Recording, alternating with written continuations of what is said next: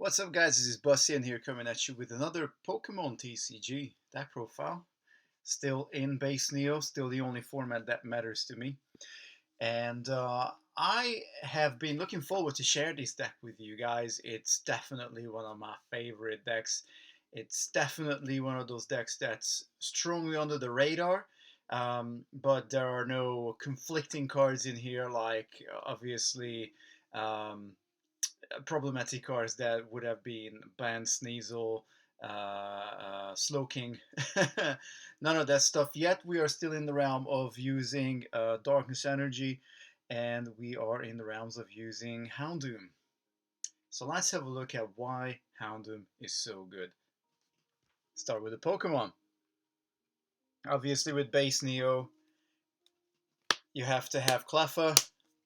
Cleffa just gets you the stuff that you need. There's a common misconception with the game that you want to get many Cleffas into the game. Realistically, yes, it's a good defensive card for sure. It is really good to get your hand charged. But more often than not, as long as you see one Cleffa is usually enough for you to have in play. Maybe two, but you certainly don't have to worry about trying to chase Cleffas. If you only get the one, that's more than enough. So we start with 4 Cleffas. Obviously has to be there, just it's the best card really in base Neo. So there you go, put that one there.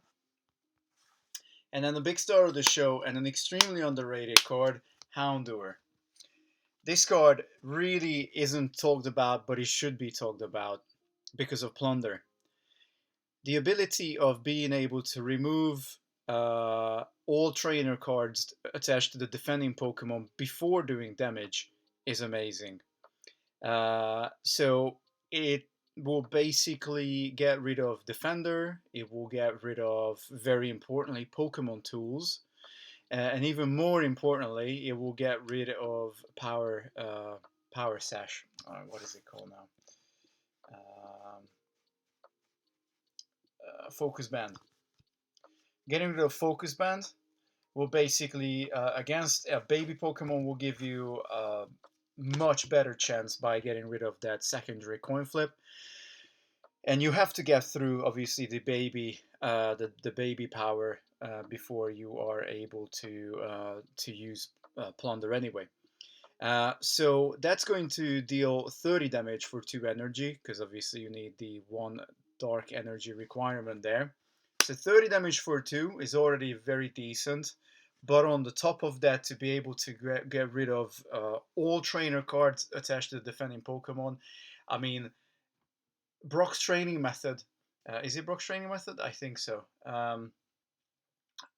Is one of the pivot cards to make Brock's Ninetales deck function.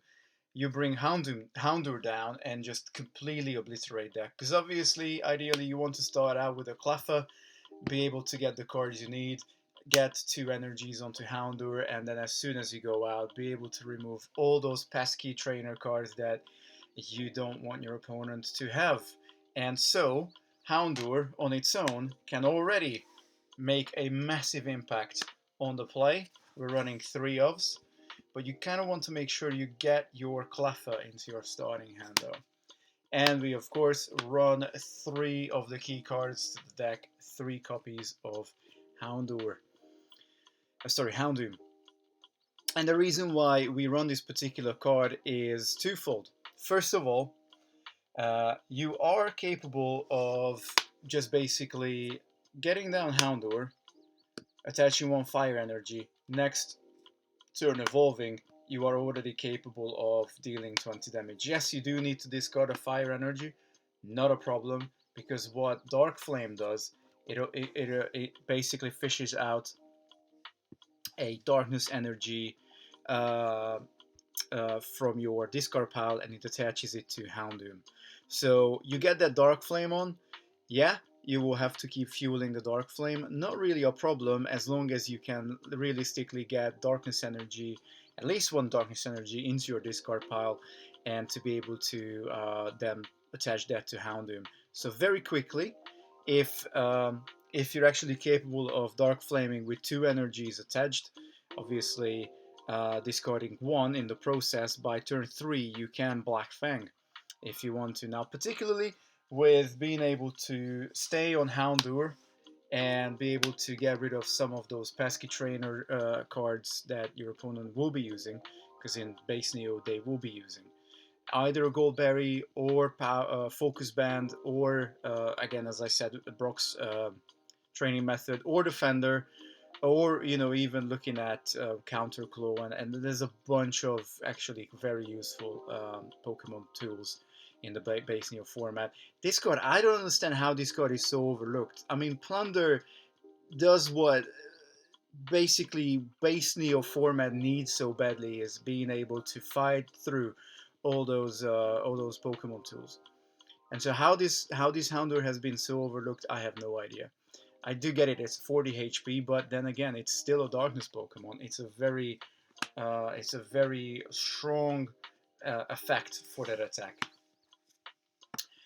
So back to Houndoom, the Blackfang attack is really cool because not only will you be able to swing as a minimum 40 damage for 3, and you could do that with a darkness and a double colorless, but it's probably best if you can max out the darkness and the rainbow energies on this card as much as possible, because obviously the darkness will give you an extra 10 every time you get one on, and even the rainbow energies will be counted for a coin flip, and every single heads you get will give you an extra 10 points of damage with Blackfang. So technically, you could go up to 90 damage dealt with Blackfang if you have 3 darkness energies and you flip all 3 heads with this Pokemon. For 3 energy, 90, that's pretty good, but as a minimum, you will be able to deal 40 damage with that attack. So that can be super good against big Pokemon that you may come across and you need to one-hit KO. For the rest of the Pokemon, we do have one Apom, mostly for Pilfer, just to be able to recycle some cards back into our deck in case we come across some iteration of Alakazam, for example, or what's the other one? The Tyranitar deck. And we also run one copy of Magby. I prefer Magby compared to Pichu because Magby is always going to deal a guaranteed 10 damage, whereas Pichu's 20. Yes, whilst it can be very widespreading, it can cause multiple 20s.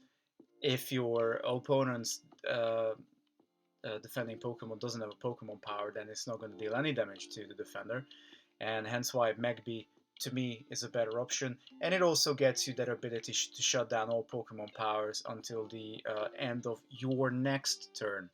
So that's pretty big, basically giving you the ability to dodge any Pokemon power and be able to bring perhaps a Houndoom up fully pledged and be able to fight through some Pokemon powers that you otherwise can't deal with.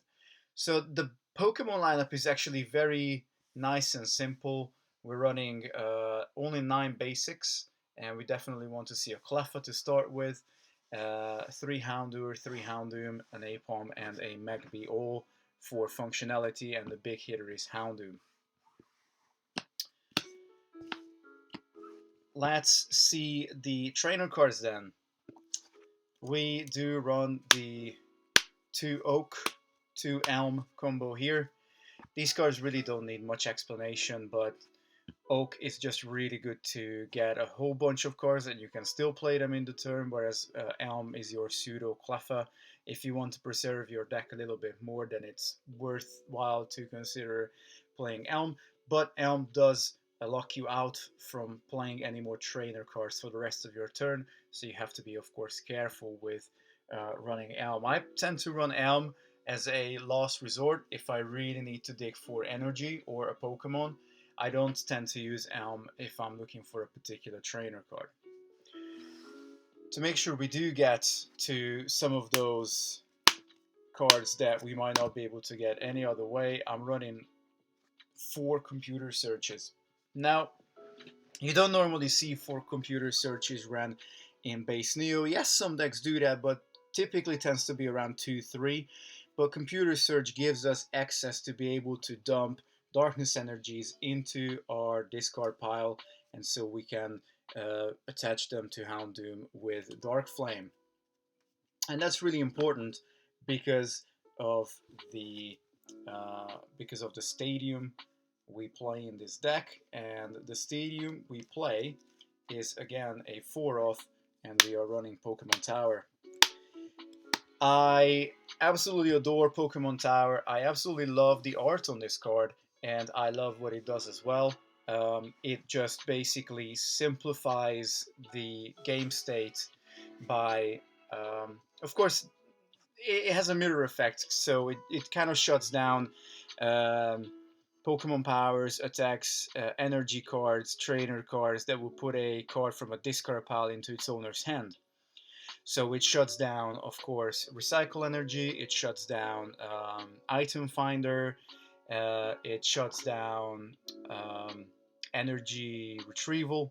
So it is particularly good against item finder and recycle energy, in my opinion.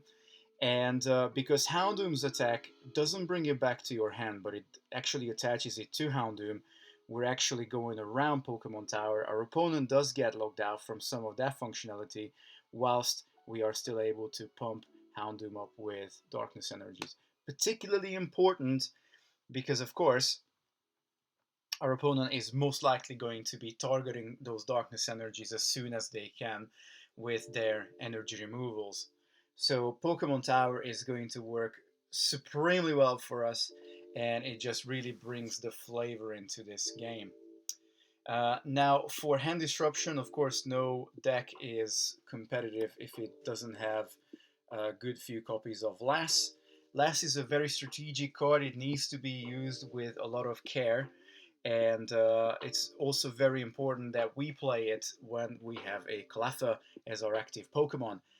Now, you don't have to have a Cleffa. You can also run a Lass if you already have a nicely built up board state. Maybe your Houndoom as an active Pokemon, and another Houndoom perhaps with an energy or two sitting on the bench. As long as you have a defined board state and you're able to then get cards back into your hand after Lass, by all means. But obviously, as most of you players will know, Lass is the best with Cleffa. To be able to move our Pokemon around, we have 3 Double Gust. But also we have the added luxury of our Houndooms and Houndours only retreating for 1 energy. So if need be, we can always just drop an energy and retreat them if we want to, because of course our 6 babies will have no retreat cost, and our main attacker only has 1. So hence why we got the 3 Double Gust, which of course does double duty. It allows us to switch Gust of Wind our opponent's Pokemon out, and also give us this ability to, well, they choose what obviously we send out, but then we have a lot of flexibility nevertheless. And then, of course, because we are running a hyper-aggressive deck, I'm running the full suite of energy removals. And this is particularly okay in this deck because we are running 4 Pokemon Tower. Now the 4 Pokemon Tower is, if nothing else, a very good counter gym. And most decks tend to run, well, definitely in my meta with my friends, we tend to run normally about 3 stadium cards, sometimes 4. So it's important to see who flinches first. I don't have to have a Pokemon Tower out unless I see that my opponent is playing item finders, or my opponent is playing recycle energies or anything else like that. And so I can react with Pokemon Tower. I don't have to be proactive when I play this. It just giving me a lot more wiggle room to be able to react in a particular situation. And because it works so well as a counter gym, we don't have to worry about chaos gyms, we don't have to worry about no removal gym, we don't have to worry about eco gym, any of that stuff that would significantly hinder the use of our energy removals. Plus, I absolutely love the card. I mean, come on. It is just so evil. Energy removals are so evil. Now, because we are running Pokemon Tower, we still want to be able to recycle our fire energies back into the deck. And you can do tiny, cute little things like you Dark Flame Maybe you want to Dark Flame again if you don't have, of course, enough Darkness energies on Houndoom. You can computer search by dropping more darkness to be able to Dark Flame again. And as you start to build up your Dark Flames in your discard pile, just play out a Nightly Garbage run, put them back into the deck, and you don't have to worry about getting more fire energies for Dark Flame. But very important for the deck and very important for the energy count as well. Our only attack that significantly requires, of course, fire is Dark Flame. Nothing else requires fire energy in specific, so again, we are just extremely flexible with what energies we get into our hands. We're of course running 4 Focus Band. Focus Band is always very good for the low HP babies and the low HP basics.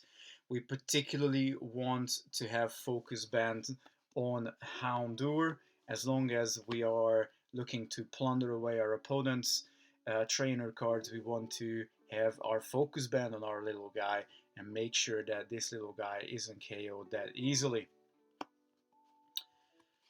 And if it does, you can always recycle one with Nightly Garbage Run if need be. So this is our trainer lineup. It is simple, it is very effective, it is very nasty as well. We have access to all those ever important, really nasty trainer cards, and the discard, of course, the discard manipulation is taken out the equation with the use of Nightly Garbage Run and Houndoom. A particularly nice and really evil thing to do is when you clear out one of your opponent's Pokemon's attached trainers, just after dropping Pokemon Tower, if you know your opponent's running Item Finder and then there's no way for them to recover it, that is just absolutely evil. So this is it for the trainers, and then finally let's look at our energies. And for energies, we're running 18. It's might sound a little bit too much, but I'm trying to obviously make sure that, of course, we do have all the darkness energies. We're running the whole playset of darkness, and we're running the whole playset of rainbow energies as well, which also function as a darkness energy, except they won't give you the extra 10 damage. But to be able to get the deck functioning, and we don't necessarily want to discard rainbows of Dark Flame, we do run 8 fire energies as well. So through this we can make sure that if we're really desperate, we will be using a rainbow for Dark Flame, but more often than not you can actually get away with perhaps having a fire on Houndour. If you're lucky, you get a darkness on, you can plunder. If you really have to, you can also put a rainbow and take 10 damage. It's not the end of the world, realistically. Still be able to plunder, and then hopefully then next turn you can evolve into Houndoom. You might not even have to Dark Flame if you have another darkness or a rainbow in your hand. You can even Dark Fang with a rainbow and 2 fire. Because again your rainbow is going to function as a darkness energy. In that case, yes, it will only deal 30 damage plus 1 coin flip for the rainbow, but still you're able to put out potentially 40. Now if you do have a darkness in your graveyard, I would highly recommend that you keep stacking them up if you can, particularly if you have a Focus Band, because every single one of these darkness energies will give you another coin flip. So if technically, yes, there is a possibility that you have 4 darkness and 4 rainbow energies on Houndoom, giving you 8 coin flips, plus the base 30 damage plus 40 damage you get of the 4 darkness energies. So, I mean, this is like statistically very unlikely to happen, but you could technically deal 70 damage plus get another 8 coin flips. If you would hit heads on all 8 of those coin flips, you could technically deal 150 damage with Blackfang, which I think is absolutely ridiculous. It's super funny. It's highly unlikely that that will ever be pulled off or ever has been pulled off in the history of the game. Nevertheless, technically it is possible in the deck.